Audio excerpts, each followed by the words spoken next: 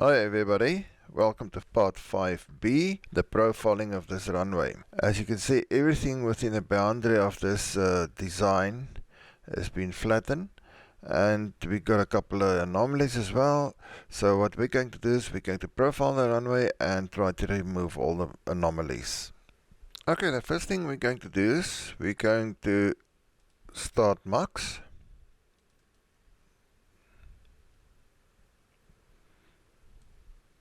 We open up the Create MUX window as well. There you are. Okay, the configuration is still the same. Now we're going to use this option tin. Now let me show you in the manual what it means. Tin stands for Triangulated Irregular Network, which means that we add more triangles for the runway and airport to better show elevations in the mesh. It's going to look something like this. This MUX over here is for the current flattened runway, but we're going to overwrite that MUX now. So let's enter the airport identification in here, 038, and let's create the MUX. Okay, this MUX has been overwritten. What I normally do is I check the time over here and the time over here, then I know more or less it has been overwritten. And it is completed. So the next step will be to go and select that MUX, and then we start MUXing. And the MUXing has been completed, so let's have a look how it looks like in XPLINE. Okay, let's open the XPLINE, and we do the developer reload scenery action. Let's get out of the aircraft. Now you can see the runway with a profile, but we've got a couple of anomalies. The staging area has got a slope in it. Let's move forward. This parking area has also got a slope. This parking area has also got a slope. And the hangar and apron area is total chaos. So, but there's another option that we can use to fix these anomalies here. Okay, let's open MUX. Okay, the next option we're going to use is the strip option, and the strip option means it updates the elevation of the whole airport boundary according to the spline profile of the runway. So it will update the elevation of the turning point and the two parking areas, as well as the apron and the hangar area. I'm going to create the MUX again. I'm going to overwrite the MUX, and it's completed. Now I'm going to select the MUX again, and I'm going to MUX this runway with the strip option, and it is completed. Let's do the reload scenery option. Alright, let's get out of the airplane. Now you can see we've got a flattened area here. Let's reverse a little bit. And the anomalies here is not so severe, and the runway's got a nice profile. Let's move forward. The parking spaces are more or less flat, and this area is also very nice, but it's not perfect. What you can do now is you can go and play around with this information in Google Earth. Now, to get this profile information into Google Earth, we need to export the MUX file to a KML file, and we do that using the MUX application. There's it, MUX KML file, and I select the MUX file, and I export it to a KML file, and then I open up the KML file by double clicking on it. Right, let me show you what's happening here.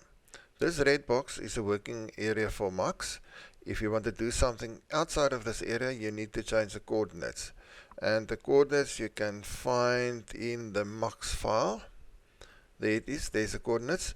But, and the big but, these coordinates need to be within these tile coordinates, the 1 by 1 degree tile. Otherwise, you will get an error. Okay, the purple line is the boundary of the airport when it was designed, and this is the area that we are working on. Okay, these markers are the most important part because this defines the profile of the runway. These two markers are on the endpoints of the runway, and these two markers is where significant elevation changes takes place. Okay, let's put this in a 3D view. Let's shift a little bit here. And let's open this spline. This is this white line, this path. Right click here on the runway, show elevation profile. And okay, there you are. Now, as you can see, there is this dip in the runway. And we are going to add some more and move some of these pins to get a proper profile of this runway. So if we have a look here at the runway profile, it's 450 meters, there it goes around about 443 meters, and so it goes 431 meters, and at the end of the day it's 436, 437 meters. So let's close this down and change the view back to reset tilt and compass. Okay, let's get this area in here. Right, there you are. So we're going to add some more pins here, but first let me show you what is here on the left hand side. Right, this is a MUX file that's been exported to a KML file, and it defines the design on the map here. If I switch it off, you will see it disappears. Alright, let's open it up.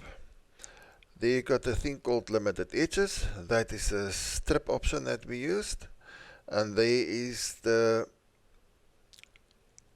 information, the 3D coordinates information that defines the profile of the runway. Okay, all of these has got some key values. Some of the key values are must-have values and some are optional values. Now let me show you in the manual quickly. There's a must base values and optional base values. You can read through it. And when you get to the MUX commands, you will see there are must-have values like this, and there are optional values. You can read through it, but I'll make another video explaining all of this in detail. Okay, I mentioned that you can do changes in here, and once you've done the changes, you save this file as a KML file in your MUX folder, and then you import this KML file and it will update the MUX file with the new information. Now if you want to change any of this information, you do a right click, properties, and you can go and change this information. For example, I'm going to change the author as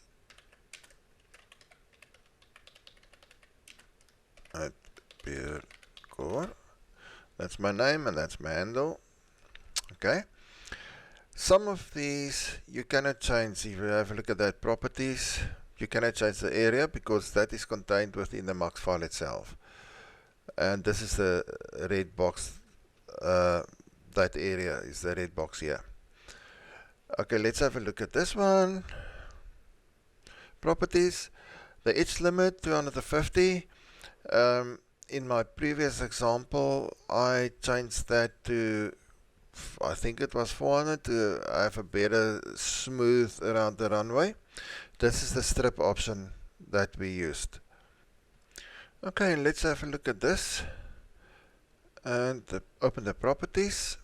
The width, that means that's the width of a runway. The profile interval, that's every 50 meters on the runway.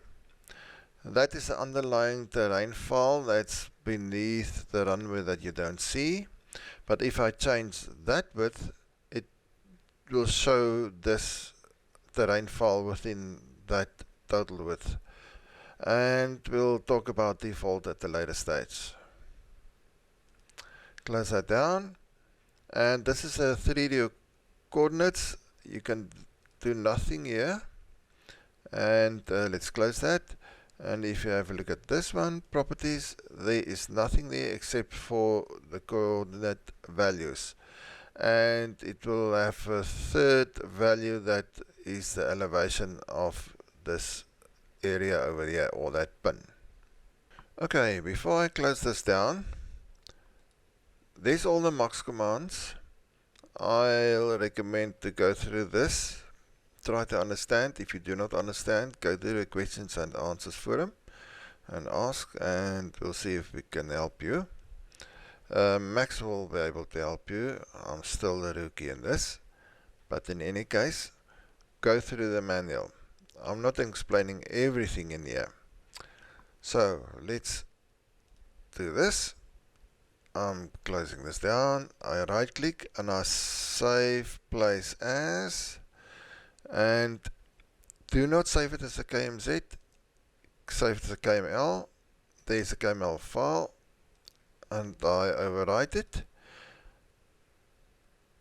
and there you go. I'm just gonna close this down for a while, save it, and let's go to this area and let's open up the MUX file. Okay, you remember that I have modified that value. Now let's show you how it's been modified.